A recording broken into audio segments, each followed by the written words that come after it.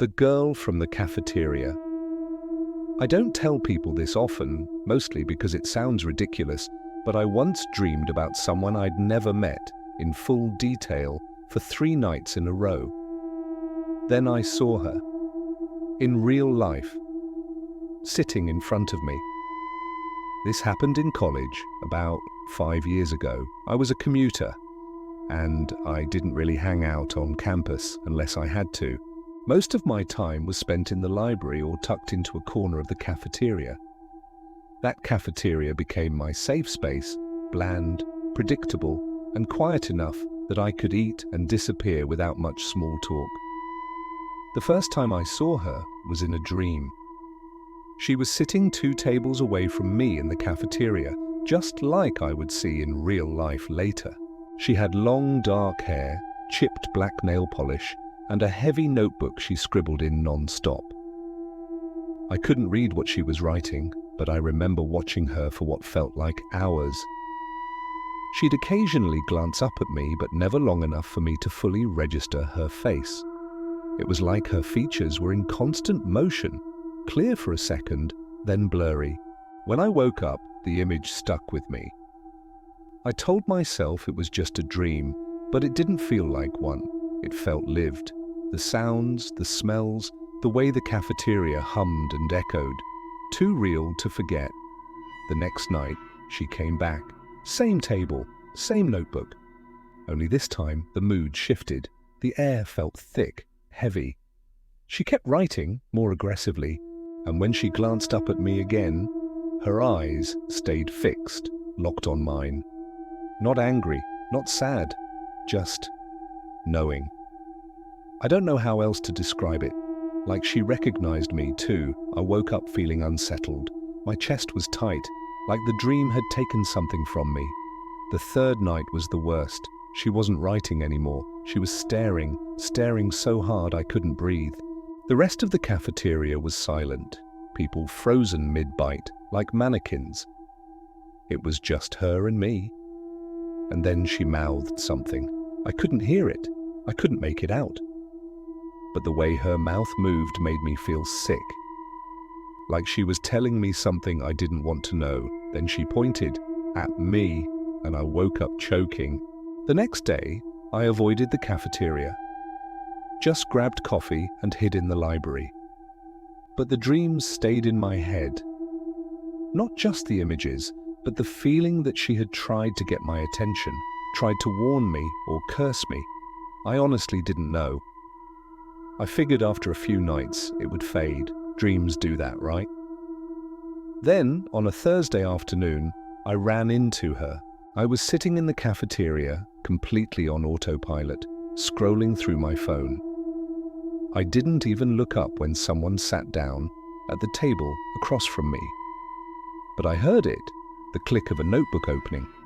I looked up, and there she was. Same black hair, same chipped nails, same grey hoodie with a rip in the sleeve, same spiral notebook. I nearly dropped my tray. She didn't look up, didn't speak, just wrote. I sat there frozen, trying to convince myself it was coincidence, that I had probably seen her in passing days ago, and my brain just built her into a dream. Except she looked exactly how I remembered, exactly how she felt in the dream.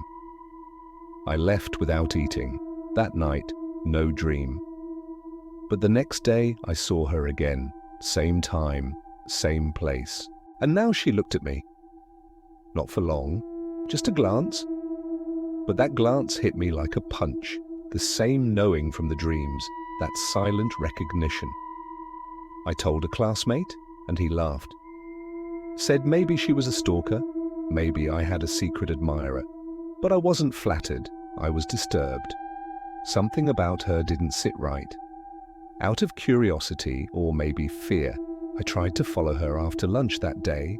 I waited for her to leave, then kept my distance as she walked down the side hallway toward the engineering building. But when I turned the corner behind her, she was gone. There were no exits nearby, no doors she could have entered. It was a straight hallway, 10 seconds ahead of me, and she vanished. I thought maybe I was cracking. So I checked the campus database, not stalking, just trying to make sense of what was happening. I talked to a student worker who owed me a favor and asked him to look her up from the security footage, just to see if I could match her name. He looked confused when I described her, said no one by that description appeared on the cameras from the cafeteria, even though I saw her with my own eyes. I asked him to check again. He sent me a screenshot. I was sitting alone at my table, no one in front of me. The camera caught everything, the other students, the kitchen staff. But the seat across from me was empty. I didn't go back to the cafeteria after that. The next night I had another dream. I was in the hallway where she disappeared. Only this time it didn't end at a wall. There was a door. I walked through it and everything went black. But I kept walking, like my body was moving without me. And then I heard her voice, for the first time. She whispered the same thing she had mouthed before. "You were supposed to help me." I woke up covered in sweat, heart pounding so hard I could barely breathe. My head was filled with static. I didn't sleep the rest of the night. The following week, I got a message from the student worker. He sent me an article, a student who had gone missing 2 years earlier. She'd been last seen in that same cafeteria, sitting alone, journaling. She'd suffered from depression, and campus security believed she'd left voluntarily. Her name was Brianna. Same hoodie, same notebook, same chipped nails. I don't know how or why she showed up in my dreams. I don't know what she meant by help, but I still dream of her sometimes. She doesn't speak anymore. She just stares. And now, in every dream, the seat across from me is never empty.